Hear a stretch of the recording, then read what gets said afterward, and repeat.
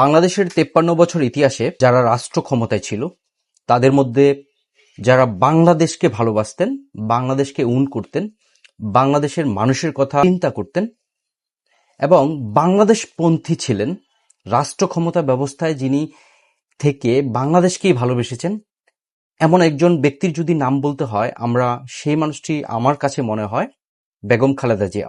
তিনি এখন মৃত্যুর সাথে লড়াই করছেন বাংলাদেশের একটি বেসরকারি হসপিটালে ঢাকায়। আমি মনে করি বাংলাদেশের যত দলের মানুষই হন না কেন, আপনি যেই আদর্শই বিশ্বাস করেন না কেন, বাংলাদেশের খালেদা জিয়া যে বাংলাদেশকে ভালোবাসতেন এই বিষয়ে সবাই একমত পোষণ করবেন। আপনাদের সবার কাছে রিকোয়েস্ট থাকবে বেগম খালেদা জিয়ার জন্য সবাই দোয়া করবেন, তিনি যেন আমাদের মাঝে ফিরে আসেন এবং এই দেশকে আবারও কিছু দিতে পারেন। তাকে আমাদের খুবই প্রয়োজন।